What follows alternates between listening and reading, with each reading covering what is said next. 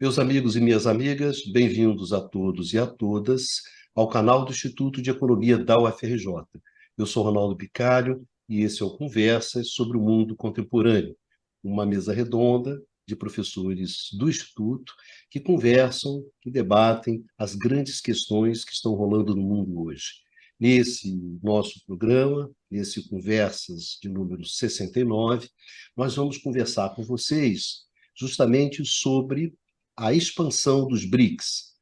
No mês de agosto, em Joanesburgo, na 15ª reunião dos BRICS, ficou acordado a adesão de mais 6 países aos BRICS: a Argentina, Egito, Etiópia, Arábia Saudita, Emirados Árabes e o Irã. Então, de tal forma que o tradicional grupo, fundado em 2006, ampliou o seu número para 11 países. E o que nós vamos conversar hoje com vocês é justamente sobre o significado dessa expansão e sobre os impactos econômicos dessa expansão, desse aumento do número dos países que compõem os BRICS, o chamado BRICS Plus, ou BRICS+. Enfim, essa é a conversa de hoje. Aqui estamos com a nossa mesa tradicional, Luiz Carlos Delorme Prado, o nosso decano, Pradinho. Hoje é 7 de setembro, então, feriado, 10 horas da noite. Estamos gravando cedo hoje, hein, Baixa? 10 horas da noite, não é 1 hora da Não manhã. duvido que vamos acabar terminando no dia 8 de setembro. Tranquilo, terminaremos no dia 8 de setembro. Pradinho, em Teresópolis, lá, aproveitando o frio da serra. Tudo bem, Carlos É, Prado? tudo bem, aproveitando aqui um friozinho de uns 14, 15 graus, aproveitando, botando um casaco, etc., para comemorar o 7 de setembro.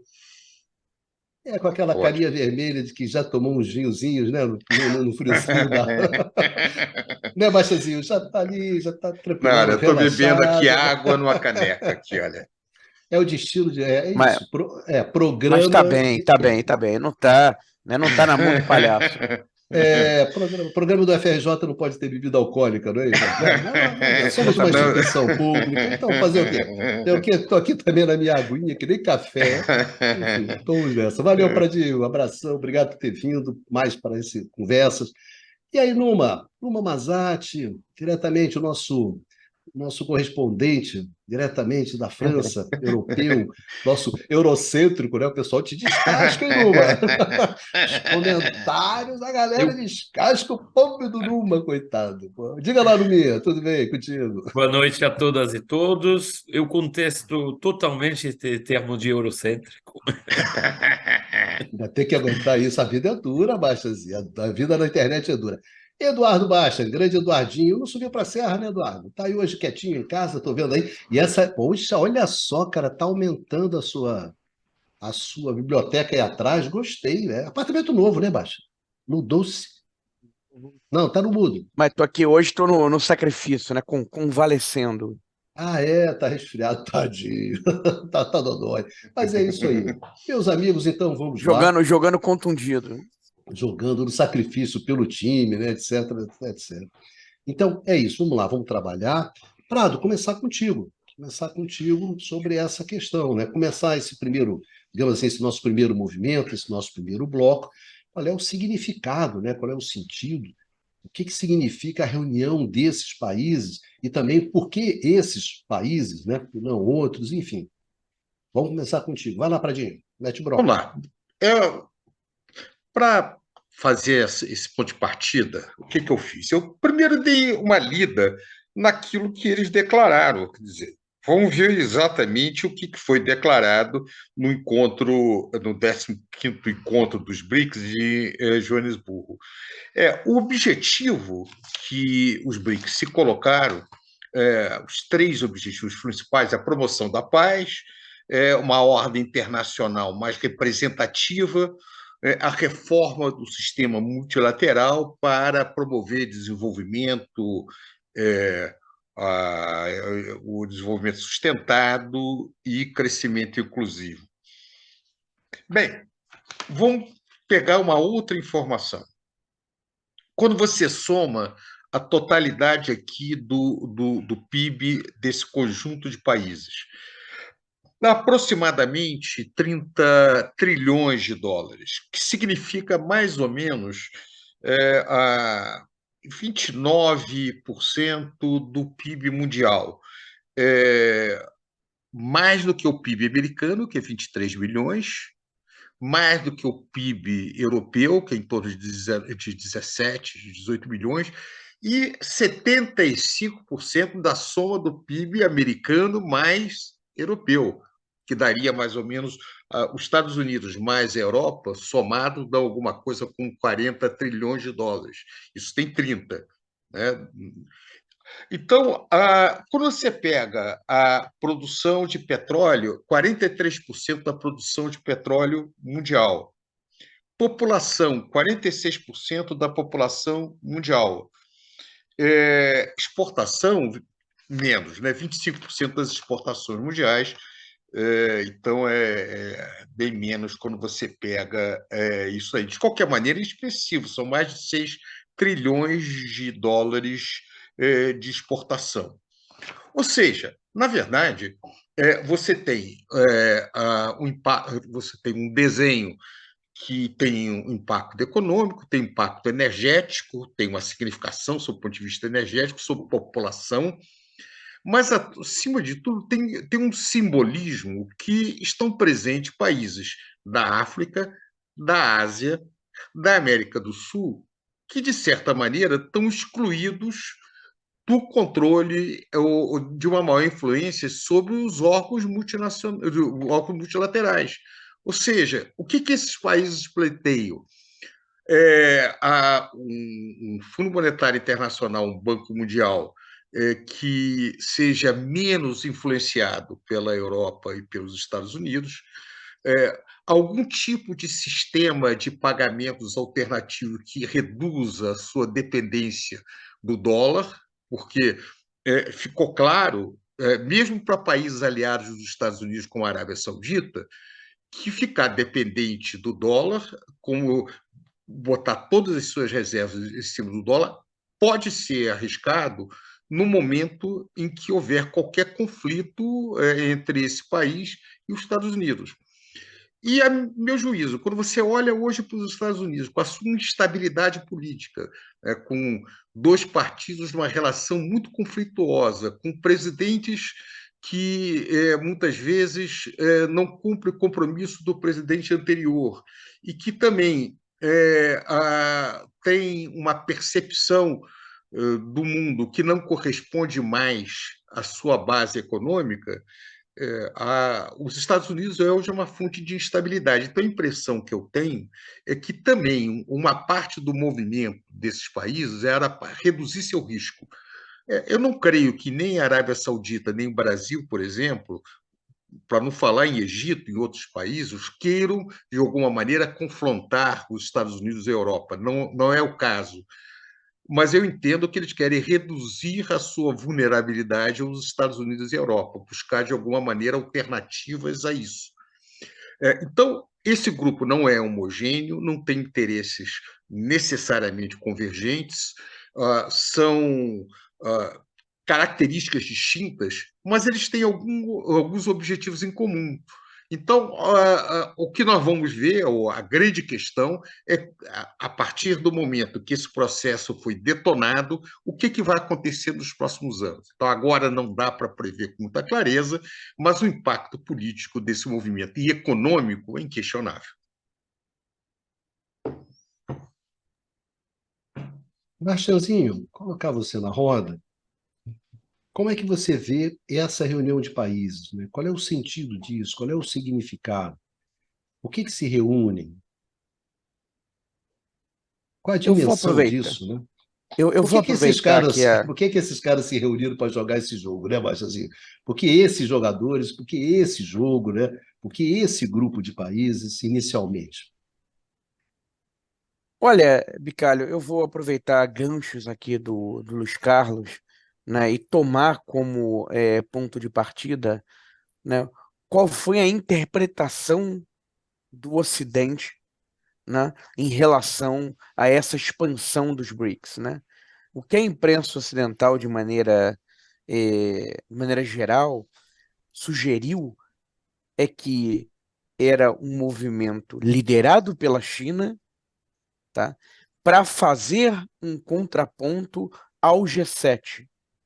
Tá? Então, quer dizer, seria uma afirmação, seria mais um movimento de afirmação da China, mais um movimento assertivo da China, tá? Querendo formar um bloco, ou pelo menos dando os primeiros passos na formação de um bloco, vamos dizer assim, para rivalizar com o G7. Tá? Com as suas diferenças, grosso modo, essa foi a visão que foi transmitida. E aí, na verdade, partindo dessa visão, o que os analistas ocidentais, na sua maioria, o que a maioria dos analistas ocidentais concluiu? Que, bom, o grupo era heterogêneo demais, né? O grupo era um grupo de países muito diferentes e que, por essas condições, era difícil que isso desse liga, né? Quer dizer, como é que você vai juntar essa turma toda com um grupo, na verdade, original dos BRICS, que já era bastante heterogêneo, tá? E, de fato, é um grupo heterogêneo. É um grupo heterogêneo. Tem países que são, por exemplo, como a Argentina e Etiópia, que são predominantemente exportadores de produtos agrícolas. Tá? Mais de 70% da pauta de exportações está concentrada em produtos agrícolas. Enquanto que a Arábia Saudita, quase 70% da sua pauta exportadora está concentrada em combustíveis. Tá? Tem outros, como, por exemplo, os Emirados Árabes, que 35%, se não me engano, combustíveis, 34% bens manufaturados. Tá? Você tem países, por exemplo, como a Argentina e o Egito, muito endividados e com dívidas com o Fundo Monetário Internacional. A Arábia Saudita e Emirados Árabes, aliados históricos militares dos Estados Unidos. Então, quando a turma aqui dos analistas ocidentais olhava para isso, dizia, não, isso aqui não é água e óleo, né? Isso aqui não tem como dar liga. Tá? Mas o problema, talvez, e aí eu vou concordar com o Luiz Carlos, é, é que eles estão tendo, me parece, concordando com o Luiz Carlos, que essa turma está tendo um entendimento equivocado do que é esse movimento. Tá? Não é exatamente montar um bloco a partir da liderança da China para se contrapor ao G7, mas é muito provavelmente muito mais um movimento defensivo. Tá? Um movimento defensivo desses países com vistas a aumentar o seu poder de barganha, tá? Seja para aumentar sua participação nos órgãos multilaterais existentes, seja no sentido de eventualmente criar instituições que possam exercer essa função das instituições multilaterais que hoje existem, mas sem o controle dos Estados Unidos e da Europa. Então, é muito mais um movimento de redução de exposição a riscos, tá? Do que qualquer outra coisa. E, nesse sentido, o fato de serem países heterogêneos não é necessariamente um problema. Tá? E aqui, em particular, também vou pensar um elemento que o Luiz Carlos já adiantou, que é a questão da moeda. Né? Quer dizer, um pouco a ideia desses países, aqui teria um papel o Banco dos BRICS, né? O New Development Bank, de empréstimos, por exemplo, de fontes de crédito que não passassem pelo dólar. Tá? O dólar, ele tem, como alguns autores, como Stefan Schulmeister e outros já apontaram, ele tem uma situação paradoxal de ser ao mesmo tempo uma moeda nacional e uma moeda internacional. Tá? E os eventos mais recentes em relação ao Irã as ações norte-americanas em relação ao Irã e mais recentemente em relação à Rússia mostraram essa faceta da moeda nacional, né? É uma moeda nacional, o dólar é uma moeda nacional que, quando conveniente, será utilizada pelo seu emissor para seus propósitos econômicos e geopolíticos. Tá? Então, nesse sentido, uma redução da exposição ao dólar, mesmo para aqueles países que têm boas relações com os Estados Unidos, são importantes parceiros comerciais com os Estados Unidos, é algo importante. Tá? E aqui eu chamaria atenção, por exemplo, o Egito, né? O Egito, que é um país que tem nos Estados Unidos, tá, o seu principal parceiro comercial, o principal destino das exportações egípcias são os Estados Unidos. E a China não figura nem entre os 5 primeiros nos principais destinos das exportações desse país, no caso o Egito. Tá? Então eu começaria destacando esses elementos, e aí a gente passa para o Numa, né, e continua depois aqui batendo bola. Valeu, Baixa. Numa, trazendo você para a roda, que é essa discussão inicialmente, né, das considerações iniciais, exatamente sobre o sentido da reunião desses países, né, objetivo, enfim. E toda essa discussão que rola muito, né, sobre, não, é muito heterogêneo, não é, na verdade, é um anti-G7. Queria colocar você um pouco nessa discussão. Bom, eu acho que os camaradas já colocaram vários pontos muito interessantes, eu vou tentar complementar, né, alguns deles. Eu acho que a gente vai avançar nessa discussão sobre a heterogeneidade dos países que integram, mas eu faria uma primeira observação em relação justamente a essa questão da heterogeneidade. Sempre foi vamos dizer, uma crítica, uma característica associada aos BRICS, né, já inicialmente, só que, se a gente for pensar, China e Índia representavam os dois grandes países em termos econômico, em termos cultural, em termos demográfico no espaço asiático. A Rússia, pela extensão do seu território, pela importância histórica que teve, assim, para a economia e para a história mundial, estando no espaço eurasiático inteiro, em contato, na verdade, com quase todos os espaços geopolíticos mais quentes, também representava uma figura inescapável. O Brasil, no espaço latino-americano, é a grande potência demográfica, econômica, já há muito tempo. O caso da África do Sul podia ser provavelmente um pouco mais, vamos dizer, contestado, no sentido em que, num espaço africano, a África do Sul não é mais a maior economia, já foi ultrapassado pela Nigéria, também pelo Nigéria em termos de população, em termos demográficos, mas, mesmo assim, do ponto de vista da diversificação produtiva, da sua capacidade industrial, também era uma grande potência. E esses 5 países, né, aliás, a África do Sul só entra um pouco depois, né, da idealização original dos BRICS, né, ainda não tinha o S, né, no final do acrônimo. Bom, só que esses 5 países, demográfica, histórica e em termos produtivos, em termos de capacidade, em particular industrial, representavam candidatos óbvios. A heterogeneidade dos países que entraram agora é já, a meu ver, muito mais pronunciada. Isso já foi apontado, em particular pelo Eduardo, mas também pelo Luiz Carlos.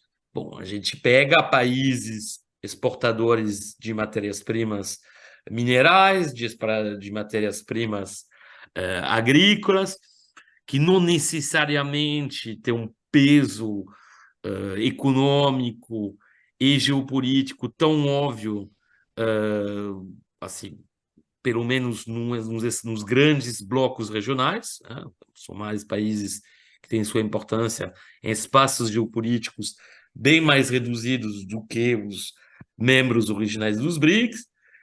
E eu acho que um ponto já colocado pelo Eduardo, mas que tem sublinhado, que a questão que se coloca é se, de uma certa forma, a integração desses países, paradoxalmente, não seria uma forma de enfraquecimento dos BRICS, tá? Particularmente em relação à questão de uma visão, vamos dizer, soberana, mais multilateral do funcionamento do sistema internacional. Tá? Nesse sentido, bom, o Egito, não somente, como foi apontado, tem como principal parceiro econômico os Estados Unidos, mas não esqueçamos que os Estados Unidos dão todo ano uma mesada, né, cujo montante é votado pelo parlamento americano, em termos de ajuda militar. Tá? Da mesma forma, a Arábia Saudita, mesmo se houve um distanciamento em relação aos Estados Unidos, quando os Estados Unidos, progressivamente, nos últimos anos, deixam de considerar a guerra ao terror, entre aspas, como uma prioridade geopolítica, e, bom, que foi oficializado, a gente já comentou isso em programas passados, em setembro do ano passado pelo Biden, bom, com a saída também meio desastrosa do Afeganistão. Mesmo assim, a totalidade, quase totalidade do material bélico da Arábia Saudita é fornecido pelos Estados Unidos, com uma presença fortíssima, inclusive, de militares americanos em bases, bom, mesmo se os números diminuíram, tá? Da mesma forma, a Argentina, e aí a gente toca um aspecto que, na verdade, era uma crítica, de uma certa forma, que pelo menos uma característica que podia ser associada já aos membros originais, que são a África do Sul e, em particular, o Brasil. A Argentina, por exemplo, é um país que tem uma constância no seu tipo de integração geopolítica. A visão na Argentina, como no Brasil, e a própria política de integração internacional vai variar em função do que acontece nas eleições internas.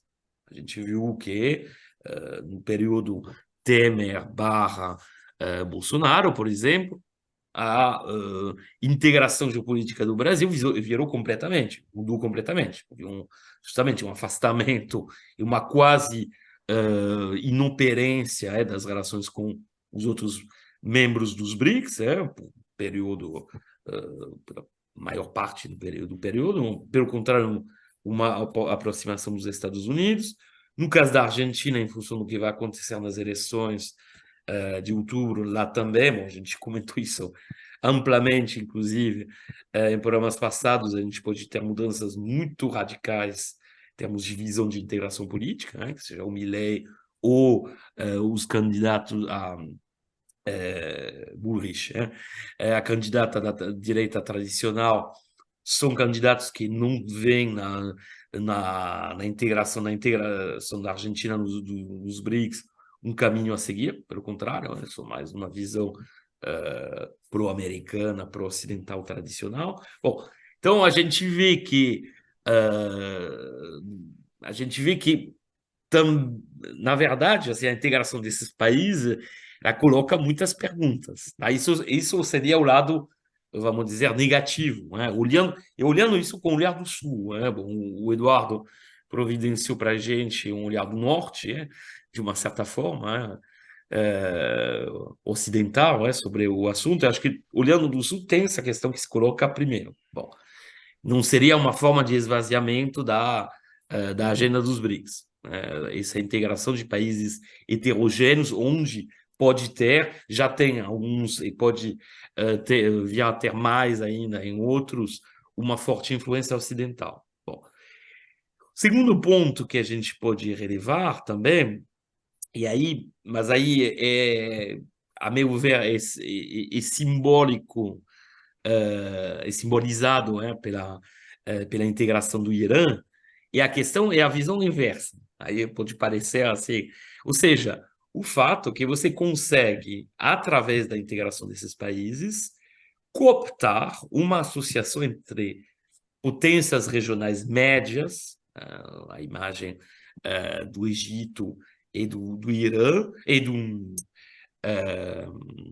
e da Arábia Saudita, dentro de um grupo onde o líder incontestável, incontestado, a China, é justamente tem apresentado um antagonismo cada vez maior, que seja no âmbito econômico, comercial e geopolítico, com o Ocidente, em particular com os Estados Unidos. Então,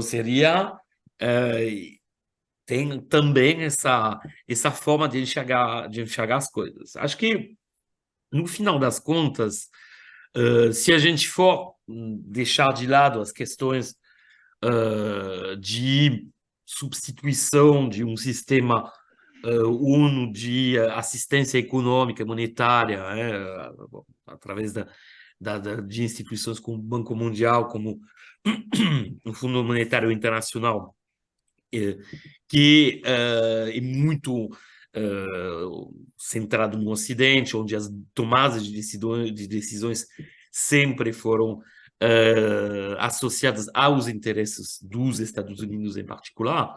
Então, como colocou o Eduardo e o Luiz Carlos, de fato, uma nova arquitetura, uma nova instituição, uma consolidação de uma instituição com a integração de novos membros, como o dos BRICS, pode representar uma alternativa a esses canais tradicional de assistência, e assistência muitas vezes condicionada a uma forma de controle de influência exercida pelo Ocidente sobre decisões políticas, eventualmente políticas econômicas e sociais internas, tá? Então, acho que desse ponto de vista tem esse aspecto.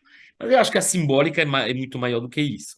Até porque, por enquanto, as instituições, a institucionalidade dos BRICS, em particular, a gente pensa, obviamente, o New Development Bank, que é o banco chamado de banco também do Banco dos BRICS, é extremamente fraca em termos de capacidade, tanto de financiamento quanto de assistência, comparado com os seus equivalentes no sistema tradicional, tá? Isso pode vir a mudar, né? Pelo jeito, há intenções de aumentar o tamanho dessas instituições em termos de capacidade de intervenção, mas ainda estamos longe disso, tá? O que é mais importante, a meu ver, que essa institucionalidade dos BRICS são os símbolos que isso carrega.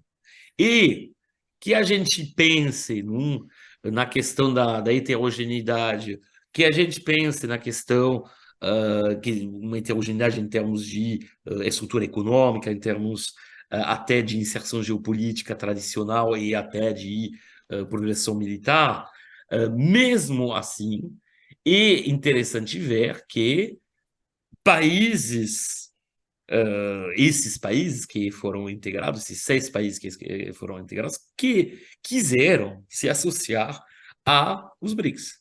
Em particular, quiseram se associar ao líder econômico representado pela China e o líder, vamos dizer, enfim, líder, não sei se dá para dizer líder, mas o membro mais ativo geopolítica e militarmente, que é representado pela Rússia. Tá? E, em particular, a esses 2 países que são hoje o símbolo de da formação de um bloco alternativo ao Ocidente, com uma conflituosidade cada vez maior com esse Ocidente. No caso da Rússia, essa conflituosidade sendo chegando quase a um nível de uma guerra indireta, já que o Ocidente fornece armas, inclusive cada vez mais sofisticadas e mais letais, para seu adversário, a Ucrânia. Tá? Então, eu acho que assim, Isso é incontestável. Depois, bom, a gente vai discutir ao longo do programa o que a gente pode tirar.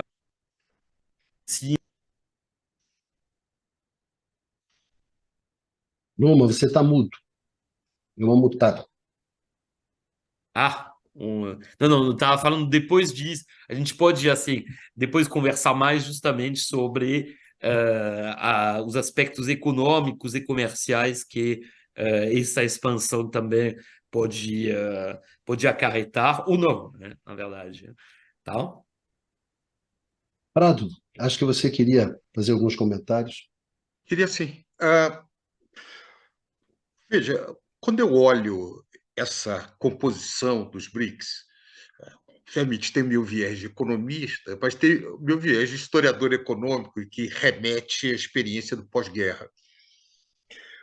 Eu sei que muitas das pessoas que estão nos ouvindo talvez não conheçam, mas um dos movimentos mais importantes no pós-guerra foi o chamado movimento de não aliados, que começa com a chamada Conferência Afroasiática na cidade indonesiana de Bandung, que criou o primeiro grupo que se apresentava como antissistêmico, quer dizer, contrário tanto na época à União Soviética quanto aos Estados Unidos. A liderança na época era o Egito, com Nasser, Nehru, com a Índia, a China tinha um papel fundamental, e mais tarde entra a Iugoslávia, entra outros países.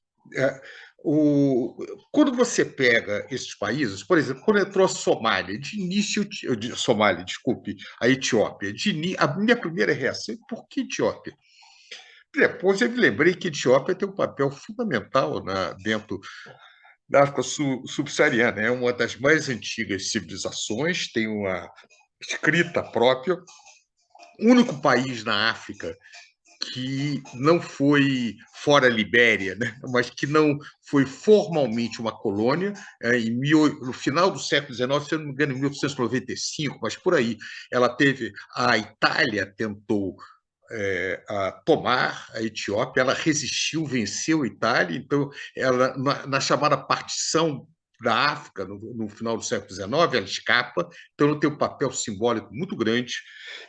O Egito tem um papel simbólico muito grande no chamado panarabismo, que não era religioso na época, só para falar, quer dizer, foi justamente os Estados Unidos e outros grupos que apoiaram o crescimento dos grupos religiosos islâmicos para contrapor a esse movimento que era de esquerda, né, de movimentos como tal panarabismo. Nasser vai ter um papel anticolonial importante nisso, então o Egito tem um papel fundamental dentro disso daí. Então, eu acho que tem alguns símbolos que entraram dentro desse processo. Claro que a Indonésia deveria ter entrado. Eu não sei exatamente por quê, se a Indonésia tem interesse ou não, mas a Indonésia falta nisso daí, até pela história anterior. Tem algumas coisas que faltam. Mas eu, sinceramente, eu não vejo isso como um movimento. É claro que a China tem um papel econômico fundamental, mas, simbolicamente, o que nós temos é uma representação de todo mundo fora o chamado Ocidente, Estados Unidos e Europa. E o que eles defendem?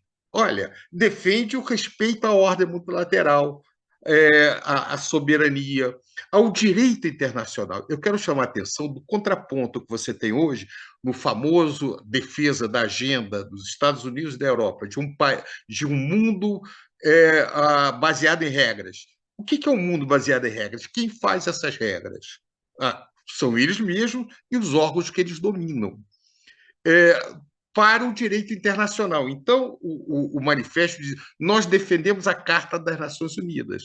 Ora, pela Carta das Nações Unidas, uma série de medidas que os Estados Unidos estão tomando são contrárias à Carta das Nações Unidas. Por exemplo, o direito de você ser neutro num conflito, né, onde você tem hoje um movimento de ameaça contra países que são neutros no conflito. É claro que a Rússia pode ter interesse de dizer: não, essa expansão dos BRICS é uma defesa automática da minha posição. Não parece que seja isso. É claro que a China também pode colocar que é interesse da expressão do seu poder econômico. Também não acho que seja isso. Agora, eu acho que é claro que a China tem um papel econômico fundamental, mas o que faz todos os países se alinharem nesse interesse comum é uma posição muito parecida que houve lá atrás. Eu quero me defender da pressão dos poderosos. Antes eram dois grandes poderosos. Hoje, me parece que o que se coloca é o seguinte: essa ordem internacional está perigosa demais. Nós precisamos dar uma certa parada. Por exemplo, a Organização Mundial do Comércio está paralisada, né? Muita ação da Europa e dos Estados Unidos que não tem muito interesse de fazê-la funcionar adequadamente com o crescimento do papel dos países em desenvolvimento dentro dela. Um dos manifestos é que queremos retomar um comércio internacional mais aberto, com determinadas regras, etc. Então, eu acho que é uma busca de países médios de dar de aplainar um pouco o plano, que há uma percepção que, no período unilateral, os Estados Unidos avançou demais, a Europa temerosa com a perda, com a ausência do guarda-chuva de defesa americana, adere de maneira absolutamente incondicional aos Estados Unidos, sem nenhum senso crítico, e os países de renda média se sentem muito fragilizados nessa circunstância. Então, nesse sentido, a minha primeira reação é que esse movimento é mais forte do que parece pela sua heterogeneidade. Agora, nós só saberemos no decorrer do processo, aquela velha ideia de o caminho se faz caminhando. O processo vai ser mais importante do que o início, mas o impacto isso nas relações econômicas, eu não estou falando nas relações políticas, nas relações econômicas internacionais vai ser muito grande, com implicações nas relações políticas e geopolíticas. Agora, vamos ver os próximos passos, né? Ora, o Brasil, eventualmente a Argentina vai sair, vai virar para lá, depois vira para cá. Isso aconteceu com os não aliados também. Aconteceu com todos esses movimentos. Mas o que se trata é de uma coisa mais permanente.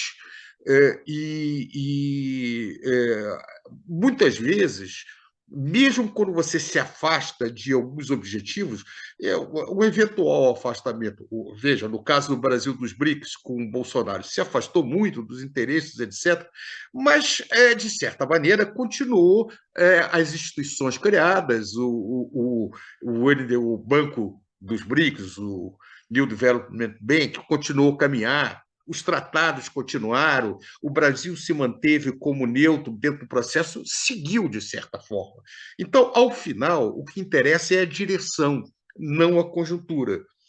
Agora, o resultado não dá para a gente saber no momento que isso começa, é muito difícil, nós vamos ter que esperar. Mas eu vejo isso como um dos desenvolvimentos mais importantes desse primeiro quarto do século XXI, né? Vai, de certa maneira, desenhar as disputas econômicas e geopolíticas, pelo menos nos próximos 25 anos. Eu acho que tem uma dimensão simbólica, né, que é muito forte, sem dúvida, nesse momento. Mas eu gostaria de aprofundar um pouco com vocês, mais essa dimensão econômica, né?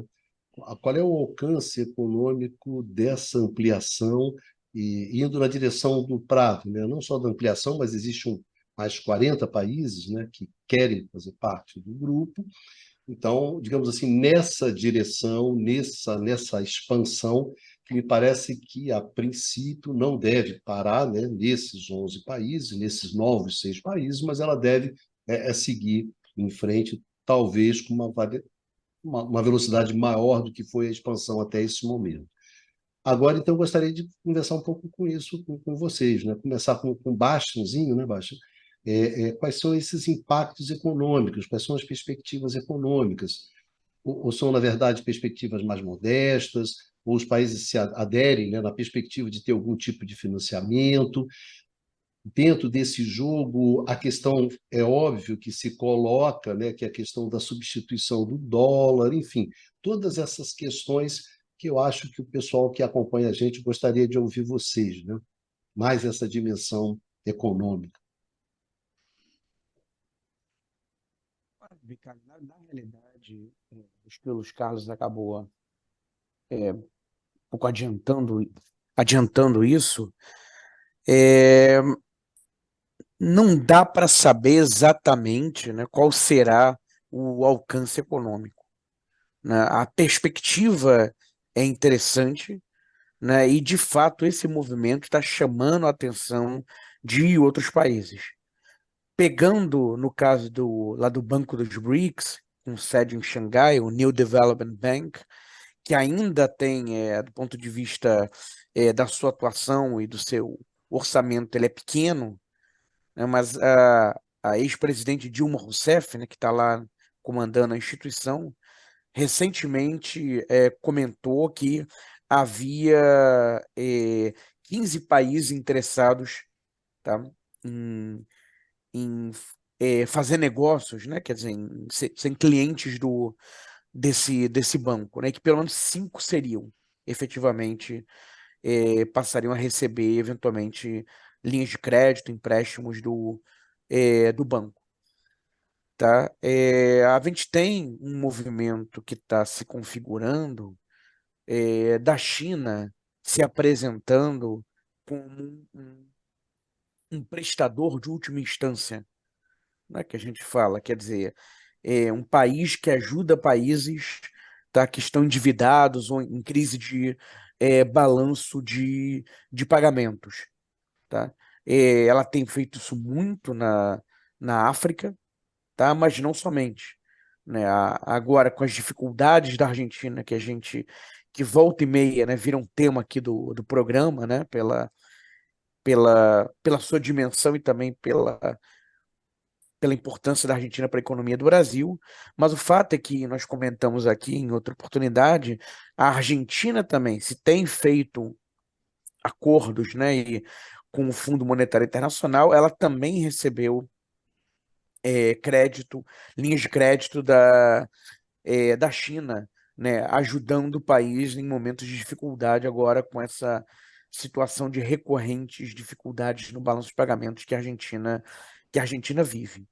E aqui há um aspecto interessante quando a gente fala dessa atuação da China como emprestador de última instância. Tem um trabalho recente de alguns economistas conhecidos, em particular a Carmen Reinhardt, né, que procurou olhar para essa atuação da China como emprestador de última instância, e eles vão dizer o seguinte: olha, no final das contas, os juros que a China cobra são bem mais elevados do que o que, por exemplo, o FMI, né, a Instituição Multilateral de Ajuda a Países com Dificuldade de Balanço de Pagamentos, cobra. Tá? E aí eu vi um artigo interessante de um economista argentino, que saiu no mês passado na Página 12, né, que é um jornal argentino, mais progressista, e ele falava o seguinte: olha, no caso da Argentina em particular, no caso da Argentina, não. Tem uma coisa que está acontecendo, que até porque Estados Unidos e o Banco Central Europeu estão elevando os juros, isso está aumentando também o juro que é cobrado por esses empréstimos lá no fundo. Tá? E no caso da Argentina, ela tem que pagar uma sobretaxa, ainda tem uma sobrecarga, porque o nível de endividamento dela é maior do que a sua cota no fundo. Então, para o caso da Argentina, esse juro não esse juro que é pago nos empréstimos para a China não é maior do que o que ela está pagando na prática para o Fundo Monetário Internacional. Agora, o dado que é mais interessante é o seguinte: a informação que é mais interessante é que esses empréstimos ou essas linhas de crédito, enfim, concedidas pela China, não têm contrapartidas, tá? Não impõem condicionalidades à política econômica do país que recebe. Tá? E essa é uma diferença fundamental em relação às linhas de crédito concedidas pelo Fundo Monetário Internacional. Quando o país recorre ao Fundo Monetário Internacional, ele tem que adotar uma série de políticas, tem que adotar medidas ditas de ajustamento, tá? Que acabam reduzindo dramaticamente os graus de liberdade de fazer política macroeconômica que esses países têm. Tá? Eles ficam, em boa medida, de mãos atadas para cumprir ali, tendo que cumprir o que foi acordado com o fundo. Tá? Então, tem um raio de manobra para políticas econômicas muito limitado. Isso quando pegam com o Fundo Monetário Internacional. Isso não acontece quando é, esses países recorrem à China. E essa é uma informação interessante. Tá? Esse é um dado interessante quando a gente faz essa discussão e desse ensaio inicial, né, desse movimento que está dando seus primeiros passos, né, de alternativas a, vamos dizer assim, com aspas, né, aos Estados Unidos e às instituições multilaterais de Bretton Woods. Agora, chama atenção, e aí com isso eu vou encerrar, que há dois países africanos, tá? Nesse grupo agora de novos países que ingressou nos BRICS, há dois africanos, né? O Egito e a Etiópia. E se tem algo que é muito claro, né, isso remete ao nosso programa anterior, quando a gente falou muito sobre o Niger, é que o Ocidente não falhou, né, em relação a esses países, e, na verdade, tem muito pouco a entregar, a oferecer para esses países. Né? Aqui falando especificamente do caso africano, mas isso vai mais além. Né? O que Estados Unidos e Europa têm a oferecer para economias em desenvolvimento ou economias pobres mundo afora? Né? Pelo menos nesse momento, a China tem mostrado que tem algo a oferecer. Se isso permanecerá ou não, se permanecerá nessas bases ou não, né? Só o futuro dirá, mas nesse momento a China tem algo, que em particular a China tem algo a oferecer, né? E o Ocidente não. Numa, aprofundando essa questão da dimensão econômica, né? Quais são os impactos econômicos, quais são as possibilidades, quais são as perspectivas econômicas dessa expansão e desse movimento, né? Eu acho que assim, como a gente já colocou e foi aprofundado agora pelo Eduardo, a gente tem de facto essa alternativa ao sistema tradicional e particularmente aos condicionantes de empréstimos que geralmente eram associados às intervenções em âmbitos diferentes, né? Tanto do Banco Mundial para financiamento de projetos de desenvolvimento, de infraestrutura, né? Quanto de assistência monetária, como é o caso do FMI. Então, tem esse aspecto global, mas, de facto, aí a gente volta à heterogeneidade dos países que entram no bloco. Porque na parte do FMI, como foi colocado pelo Eduardo, de fato, aí do que seria a assistência e acesso à moeda internacional, você tem, de fato, um interesse muito grande por parte, potencialmente, por parte da Argentina, vista a situação de crise de balanço de pagamento na qual ela se encontra. Já é algo que você não vai encontrar no caso, por exemplo, dos Emirados Árabes ou da Arábia Saudita, que tem à sua disposição amplas reservas internacionais. Então, eu acho que realmente aí cada país vai ter a sua especificidade. A meu ver, por exemplo, do ponto de vista da Arábia Saudita e dos Emirados Árabes, tem um interesse imediato. Financiamento para projetos de desenvolvimento econômico, esses dois países não precisam. Pelo contrário, eles estão financiando para outros países, tá? Acesso a reservas, assim, a moeda internacional, tampouco precisam, tá? Então, nesses dois países, eu acho que realmente uma explicação puramente econômica aí já seria mais difícil encontrar, tá? No caso do Egito, no caso da Etiópia, bom, aí a situação é bastante diferente, porque são países, sim, que precisam de enormes investimentos, pela heterogeneidade estrutural que caracteriza as suas economias, que precisam, de facto, diversificar seu sistema produtivo. No caso da Etiópia, é um processo que já está em curso, muito associado, aliás, às suas relações com a China. No caso já do Egito, ainda não, vamos dizer, não deslanchou essa reação sul-sul, do ponto de vista econômico do Egito. Então, de novo, a gente esbarra nessa grande heterogeneidade. Bom, esse é um primeiro ponto. Se a gente for pensar do ponto de vista comercial, aí as coisas podem já parecer mais interessantes, tá?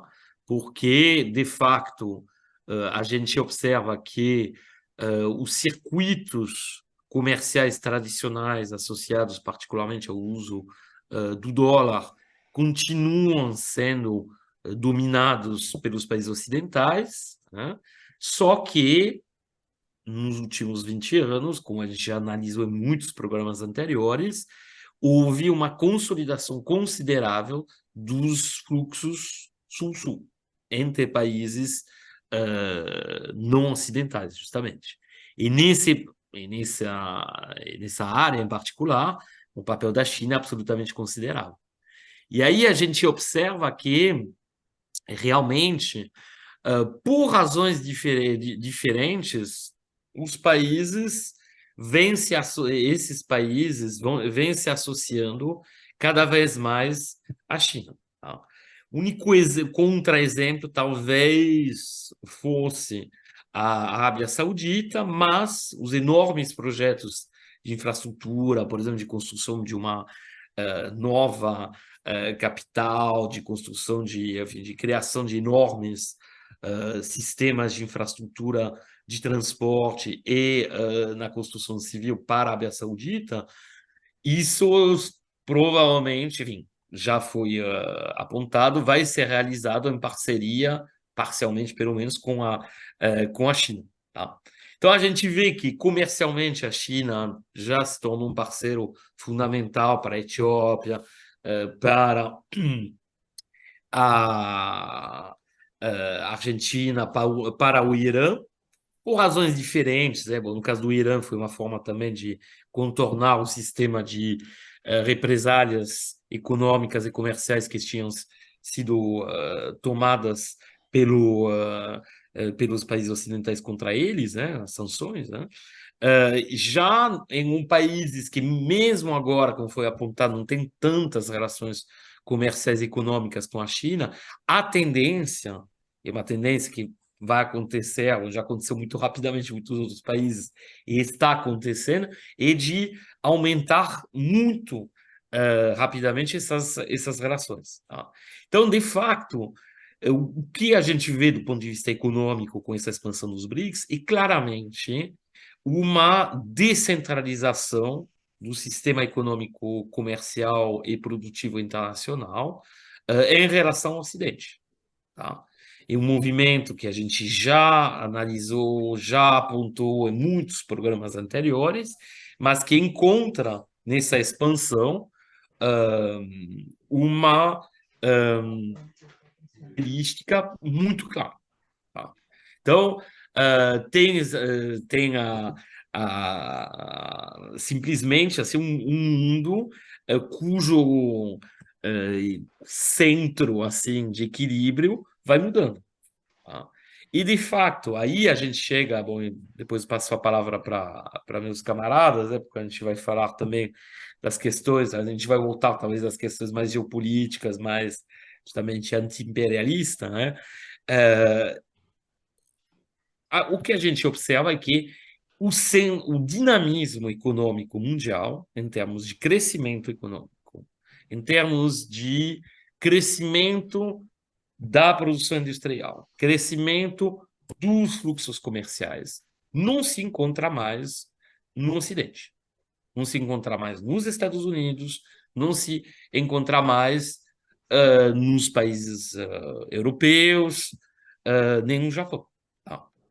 Esses países ainda mantêm um peso econômico em termos de participação no PIB mundial, no comércio mundial, muito elevado. Então, não dá para dizer que esses países acabaram, porém, o crescimento não se encontra lá.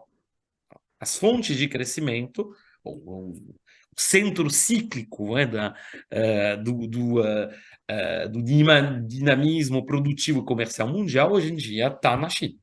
Tá? Se a gente for usar esse conceito de centro cíclico desenvolvido pelos estruturalistas latino-americanos. Tá? E isso é muito importante. Isso é mais, essa expansão dos BRICS é mais um sinal desse movimento.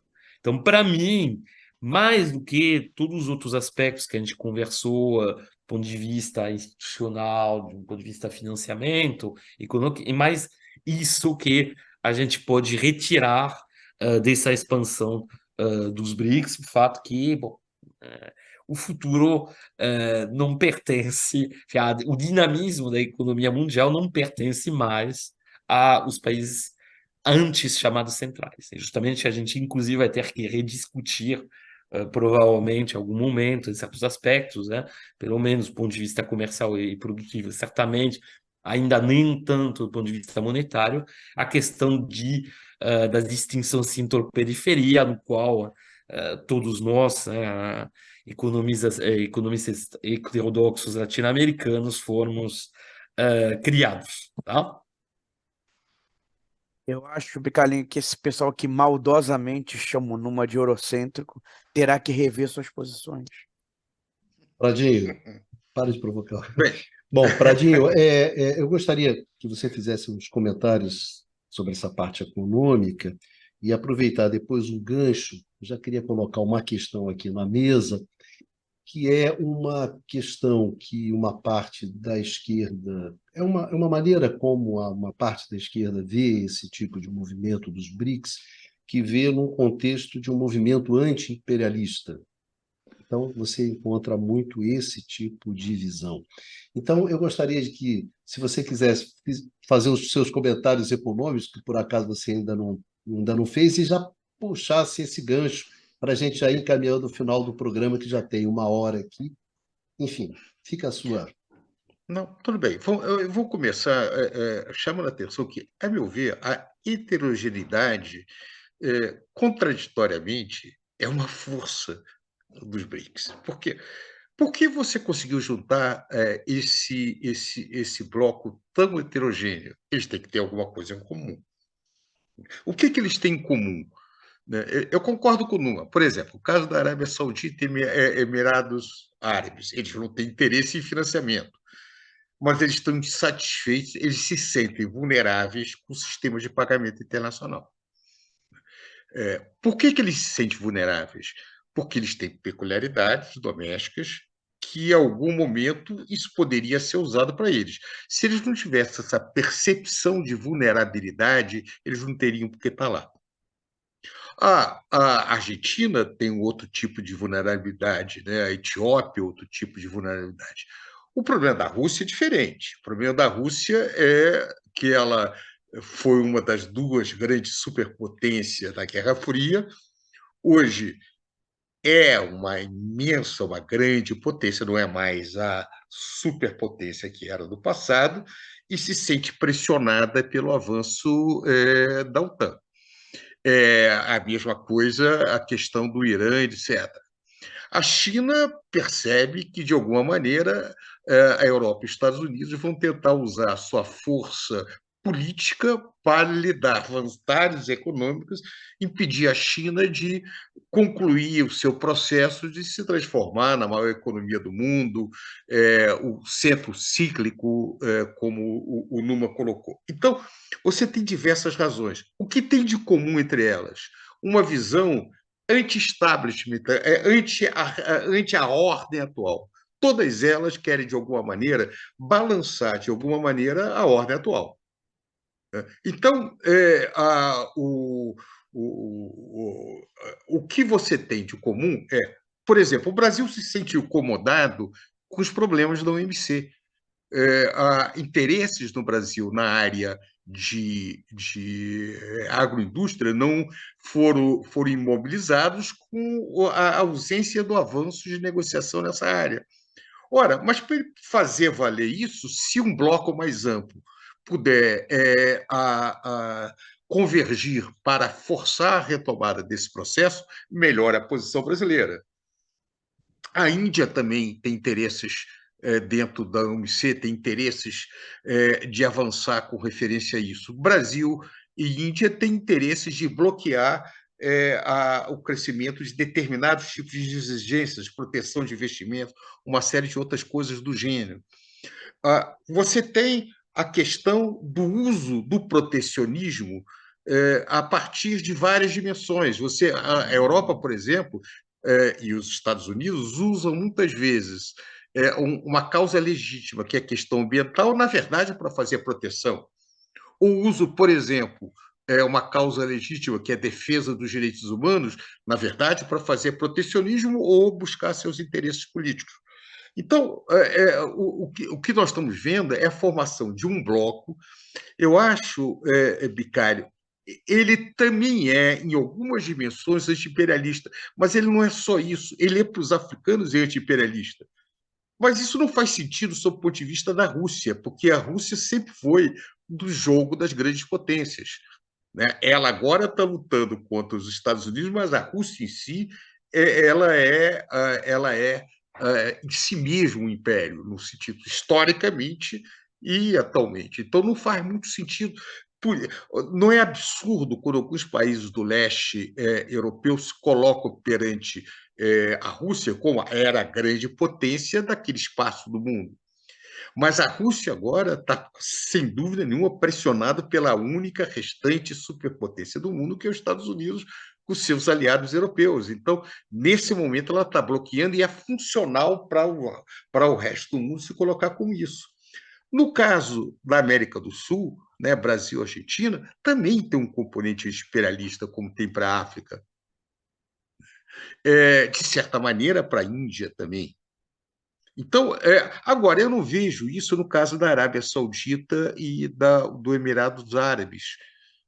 Agora, eu vejo isso no Egito. Então, mais uma vez, as razões são distintas, mas o que tem de comum é que o pessoal, me lembro do Dudu, né? Todo mundo está querendo balançar esse barco. As pessoas não estão satisfeitas com isso aí. E querem, de certa maneira, impedir que os Estados Unidos e a Europa usem o seu poder econômico e político atual para impedir uma transformação para um mundo mais onde o poder seja mais dividido, onde a economia seja atendida a alguns interesses, onde a capacidade de interferir na soberania dos países seja menor, etc. Então, o que eu vejo é isso aí. Agora, mais uma vez, é muito cedo, eu acho que todo mundo, Numa falou isso, o Baixa, é muito cedo para dizer o que será. Nós podemos analisar as intenções e o que tem em jogo, mas o que será, nós vamos ter que esperar. Acho que é isso aí. Mas acho que a gente pode falar, seguindo a sua argumentação, é que mais do que balançar o barco, é um profundo sentimento de desconforto, né? Então, Claro, as todos pessoas estão não estão satisfeitas com isso desconfortáveis, aí. não estão satisfeitas com É. isso e O estão abuso buscando. americano com dólar, o abuso americano na OMC, a insensibilidade da Europa com os problemas da África, tudo isso está misturado, está junto e misturado, né, como fala a música.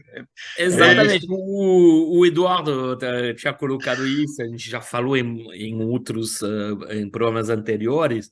O Ocidente tem muito pouco a oferecer. Esse que eu acho que é um bom resumo. Na verdade, não tem mais muito a oferecer. Com toda assim, a Não é a legitimidade. ideia de que desse mato não sai cachorro, não é isso? Pois é, e com toda a legitimidade que tem a questão de preservação do meio ambiente, de luta contra a degradação climática, bom, a gente vê, inclusive, infelizmente, seus suas manifestações em muitos espaços do mundo, o uso que parece se desenhar justamente do greenwashing, das atividades econômicas, com uma nova forma de protecionismo por parte dos países, por exemplo, dos países ocidentais, por exemplo, do Japão, por exemplo, da Europa, em parte pelos Estados Unidos, mas que, pelo menos no período do Trump, nem usavam isso, já usavam uma justificativa muito mais básica de protecionismo, assim, na sua essência. Tudo essa volta até de um discurso protecionista nesses países é uma coisa que, obviamente, preocupa muito aí todos esses países, assim, bom, muitos desses países da periferia. Só, Inclusive só- todos os exportadores de matérias-primas, que seja a Argentina com o Brasil e o Brasil com a exportação de matérias-primas agrícolas com OGM, que seja os exportadores de matérias-primas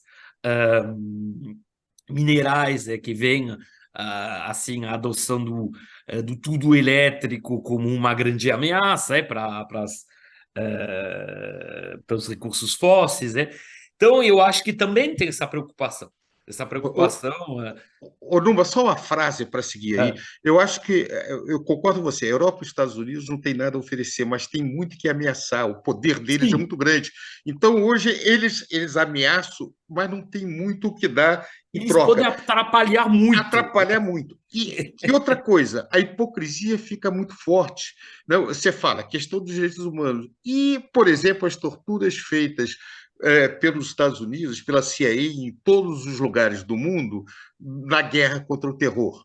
Isso não coloca, isso não se discute também dentro da agenda. Então, os abusos dentro dos países que, em tese, são defensores desses direitos, não se discute. Ninguém tem dúvida que um país como a Arábia Saudita não respeita nem um pouquinho direitos humanos. Isso daí não se discute. Lembre do episódio do jornalista, na Claro, embaixada não se discute. Não, O gente, Irã outra. tem dá de problema. Eu sei que, mas o fato é que também os Estados Unidos e a Europa também têm o seu histórico. Então, quando você mistura tudo isso para obter vantagens econômicas ou fazer ganhos geopolíticos, gera um incômodo geral. Então, o que eu acho que agora é o resultado do famoso pode parar, está demais. Vamos tentar reorganizar Exatamente. essa ordem mundial, porque como está, não está bom. É a suposto, como colocou um pouco também para prorrogar o que eu acabo de falar o Luiz Carlos e a pergunta do Bicário, uma legitimidade moral do Ocidente para impor assim, regras que seja em termos de meio ambiente, que seja em termos de direitos humanos, não é reconhecida. Não é reconhecida porque ela não tem embasamento histórico. É simples assim. Tá? Então, a gente volta... E aí que a referência do Luiz Carlos ao não alinhamento e completamente justa. Eu acho que, assim, essa expansão dos BRICS é mais um sinal da vontade de muitos países de aderir ao não alinhamento. Porque a Argentina não vai assinar um acordo militar de cooperação com a Rússia contra os Estados Unidos, né? É louca, né? O próprio Brasil não quer, não vai Não fazer. quer nem pensar, Não imagine. tem como. Mas beneficiar, botar uma pressão, e acho que no caso da Arábia Saudita é muito claro, que a Arábia Saudita sempre foi o menino dos olhos dos Estados Unidos no espaço do Oriente Médio. Bom, as relações, se olhar as relações militares, comerciais que tinham os dois países desde o fim da Segunda Guerra Mundial, para saber disso. Tá? E tem sido vivido de forma muito preocupada e muito, vamos dizer, decepcionada, esse afastamento unilateral dos Estados Unidos em relação à Arábia Saudita. Como os Estados Unidos, como a gente colocou, não tem mais como prioridade a guerra ao terror, A Arábia Saudita também deixou de ter o papel assim de aliado regional que tinha tradicionalmente. E a tentativa de mostrar sua importância através da intervenção, por exemplo, no Iêmen, não foi coada de sucesso. Então, eu acho que tem uma certa decepção e provavelmente no caso da Arábia Saudita, por exemplo, essa adesão aos BRICS, mais do que surpreendente, hein? Acho que nenhum de nós 4 ou 5 anos atrás teria acreditado nessa Não. possibilidade.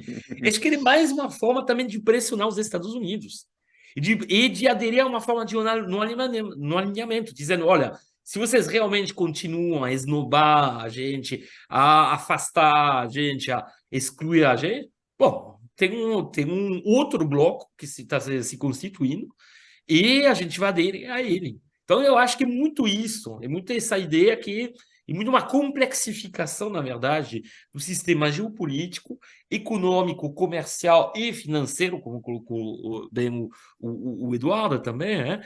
Internacional, que faz com que a gente está entrando numa complexidade muito maior.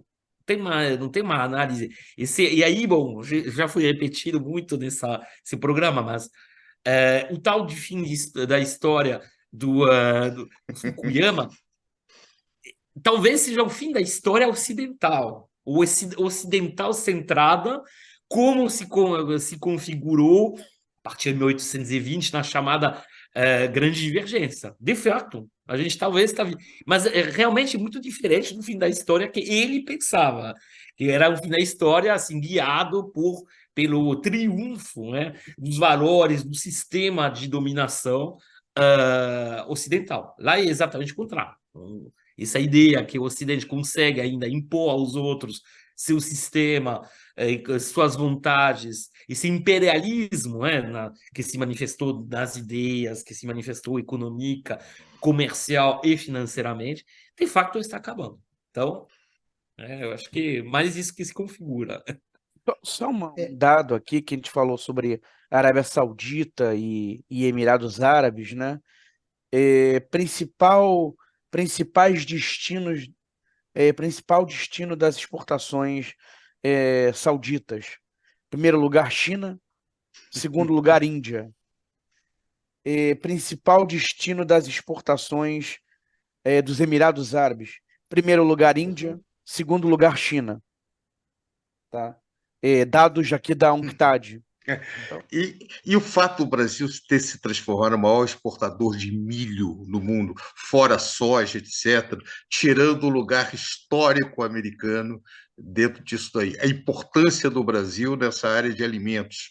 Né? A Rússia ultrapassando os Estados Unidos na exportação de trigo. Quer dizer, inclusive na área de agrobusiness, que sempre a posição americana era muito forte, né? Nós estamos vendo uma mudança agora. Então, o mundo está sendo balançado. Mas eu acho que é isso. Eu acho que a gente tem que terminar o programa. Se o Bicário deixar, nós ficamos aqui até o final do feriado. Quer dizer, então não dá para fico, esticar tanto assim o eu programa. fico profundamente satisfeito. Olha só, tá vendo, Bastiãozinho? O âncora nem precisou. O que é um feriado? Hein? O que é uma perspectiva de um bom jantar, não é isso, Basta? Um vinhozinho, o que as pessoas não fazem, né? É impressionante. que você é generoso, que você poderia, se você tivesse num movimento egóico, você diria, consegui disciplinar esses caras. Teria essa Isso ilusão, né? jamais, isso jamais. Teria essa ilusão. Não Bem, passarão. não passaram. Senhores, muito obrigado pela participação de vocês nessa discussão. É uma discussão que seguirá, né? Seguirá, não há como fugir disso, e que eu acho que se insere nesse conjunto de grandes transformações que você está assistindo, de grandes desafios, grandes instabilidades, grandes incertezas, riscos e tudo mais. E a gente, né, Prado, vê o movimento das instituições, né, da construção de novas institucionalidades, de nova ordem, de novas regras, não que elas vão valer ou não, mas a tentativa, né? A tentativa de se estabilizar de alguma forma, algo que hoje é muito estável, e o mundo ficou realmente muito perigoso, né? Como diria o velho Guimarães Rosa, viver é perigoso, mas nesse tempo está ficando mais perigoso, e a busca justamente no sentido de algum tipo de regularidade, algum tipo de estabilidade, né? É como aquela história, né, Parada? Eu não sei bem por que que eu estou indo para lá, mas eu sei perfeitamente por que que eu estou saindo daqui, né? Eu acho que é mais ou menos isso que a gente pode. Aí cada um tem a sua razão para ir, etc., mas todo mundo está afim de sair desse lugar, sair dessa desordem, né, dessa instabilidade, dessa coisa profundamente arriscada que se tornou o mundo. É isso aí. Muito obrigado a vocês, muito obrigado a todos e a todas, nossos amigos, nossas amigas que nos acompanham nessas conversas, nesses debates. E a gente se encontra aqui no canal do Instituto de Economia da UFRJ, no próximo Conversas sobre o Mundo Contemporâneo. Um beijão em todas, um beijão em todos. Vida que segue e se cuidem.